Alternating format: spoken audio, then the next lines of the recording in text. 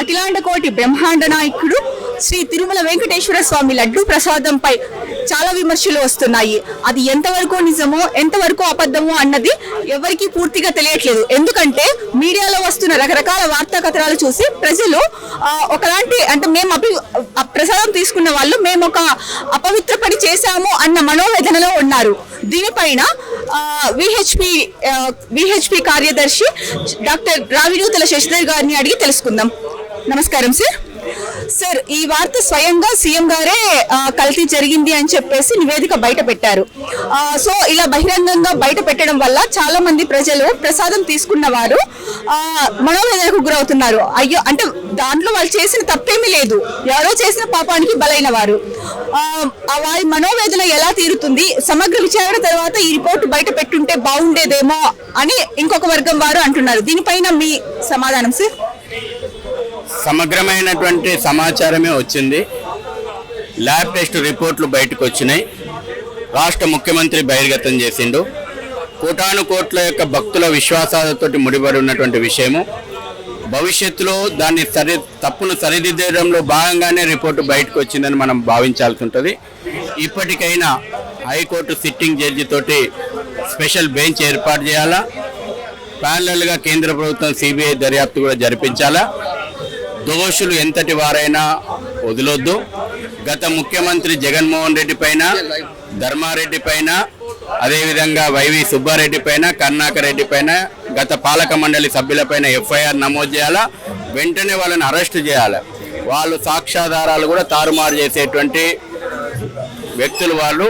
వెంటనే వాళ్ళని అరెస్టు చేసి సిట్టింగ్ జడ్జి తోటి రోజువారీ విచారణ జరిపించి నెల రోజుల లోపల వాళ్ళకు శిక్షలు అమలు చేయాలి. నిన్న జగన్మోహన్ రెడ్డి గారు పెట్టిన ప్రెస్ మీట్ లో మేము తిరుమల కోసం చాలా కార్యక్రమాలు చేశామే కానీ ఇంతటి నీచమైన పనికి మాత్రం మేము దిగజారలేదు, రాజకీయ లబ్ధి కోసమే చంద్రబాబు నాయుడు దేవుడిని కూడా వదలట్లేదు అన్న కామెంట్స్ చేశారు. దీంట్లో నిజంగా వాస్తవం ఉందా లేకపోతే రాజకీయ కోణమా ఇది? వైఎస్ రాజశేఖర రెడ్డి ప్రభుత్వము, జగన్మోహన్ రెడ్డి ప్రభుత్వము తండ్రి కొడుకులు. తిరుమల మీద చేయని కుట్ర లేదు. అనేక కుట్రలు పాల్పడ్డారు. 7 కొండలను 2 కొండలు చేయాలని చూసింది ఎవరు? శ్రీవారి పాదాల దగ్గర ఇస్లామిక్ యూనివర్సిటీ తెచ్చిపెట్టింది ఎవరు? పద్మావతి మహిళా యూనివర్సిటీకి వీణా నోబుల్ను వైస్ ఛాన్సలర్ చేసింది ఎవరు?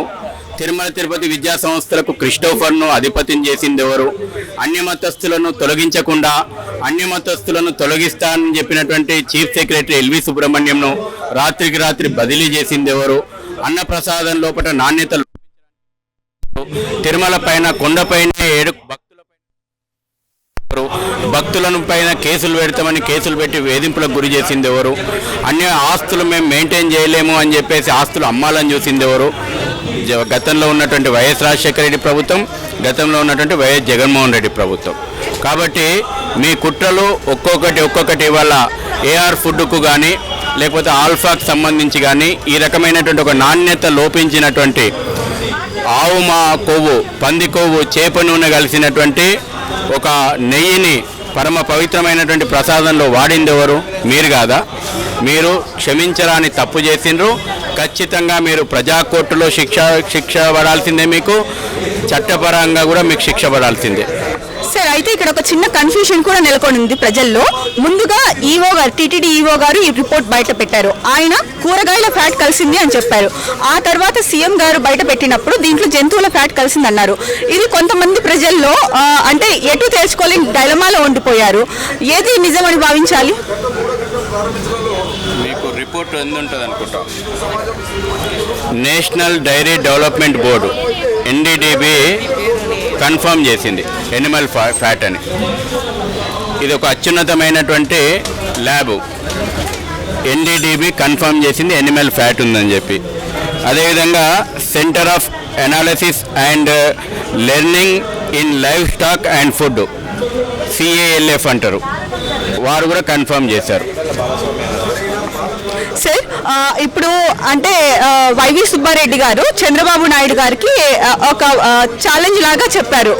వెంకటేశ్వర స్వామి సన్నిధిలో మా కుటుంబం అంతా కలిసి ప్రమాణం చేస్తాం ఎటువంటి ఇలాంటివి జరగలేదు అని, మీరు రెడీనా అని. దానికి టీడీపీ నుంచి అంటే చంద్రబాబు నాయుడు గారి గురించి కానీ వాళ్ళ పార్టీ తరఫు నుంచి కానీ ఎటువంటి స్పందన రాలేదు. దీన్ని ఎలా చూడాలి? ప్రమాణాల పేరు మీదన రాజకీయాలు కాదు వాళ్ళ కోరుతుంది ప్రజలు.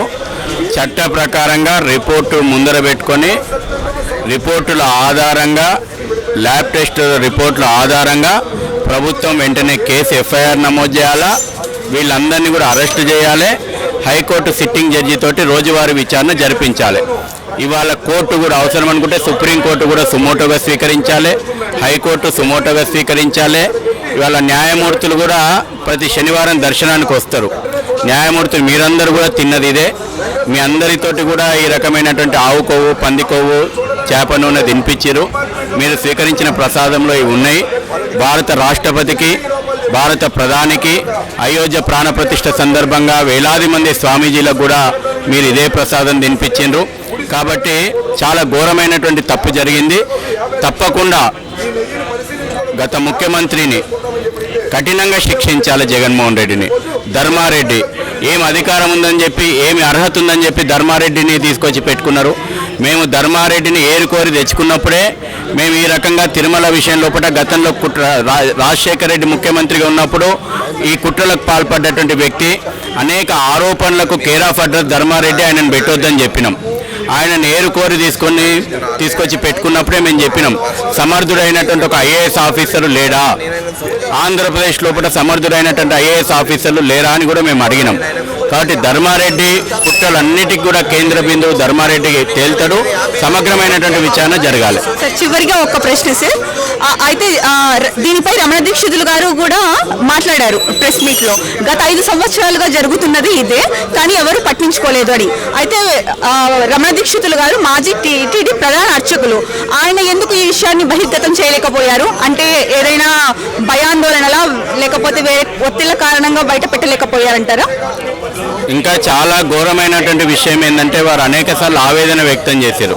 గర్భగుడి లోపలనే ప్రధాన అర్చకులను రారా పోరా అని పిలిచినటువంటి దౌర్భాగ్య సంఘటనలు జరిగినాయని ఎవరి అధికారులు, ధర్మారెడ్డి లాంటి అధికారి, ఇంకోటి కనీసం వేలకు ఏ సమయానికి ఏ సేవ జరగాలి, కనీసం వెంకటేశ్వర స్వామికి టైంకి ఇంత అన్నం పెడతలేరు వెంకటేశ్వర స్వామికి అని కూడా ఆయన ఆవేదన వ్యక్తం చేసిండు. వీటన్నిటి మీద కూడా విచారణ జరగాల్సిన అవసరం ఉంది. హిందూ సనాతన ధర్మాన్ని కాపాడడానికి, గుళ్ళు గోపురాలు కాపాడడానికి విహెచ్పి ఫ్యూచర్లో ఎలాంటి చర్యలు తీసుకోబోతోంది?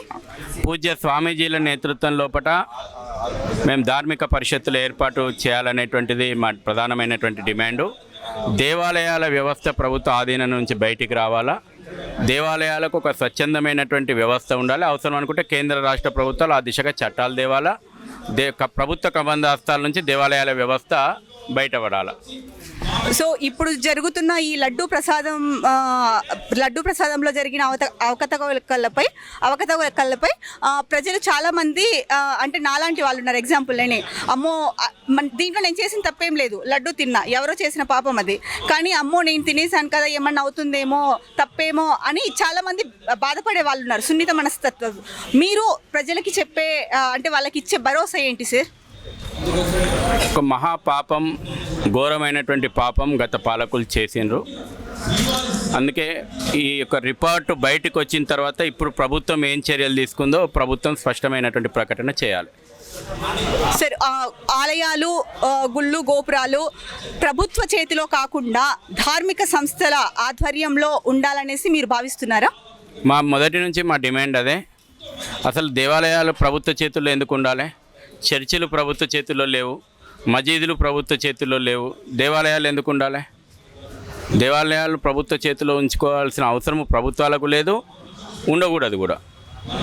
సార్ మీరు అన్నారు 2-3 రోజుల్లో ప్రభుత్వం ఎటువంటి చర్యలు తీసుకోకపోతే ప్రజలే చట్టాన్ని చేతిలోకి తీసుకుంటారు అనేసి. సో దీనికి విహెచ్పి ఏ విధంగా సహాయపడుతుంది? వెంకటేశ్వర స్వామి అంటే అపారమైనటువంటి భక్తి శ్రద్ధలు దేశంలో ఉంటే, ముఖ్యంగా తెలుగు రాష్ట్రాల లోపల ప్రతి ఇంటి లోపల కూడా వెంకటేశ్వర స్వామి ఆరాధిస్తారు. ప్రభుత్వాలు చర్యలు తీసుకోవడం లోపల విఫలమైతే ప్రజలు చట్టాలు డైరెక్ట్గా చేతిలోకి తీసుకునే ప్రమాదం ఉంటుంది. కాబట్టి వెంటనే వీళ్ళని అరెస్ట్ చేయమని డిమాండ్ చేస్తాను. ధన్యవాదములు సార్.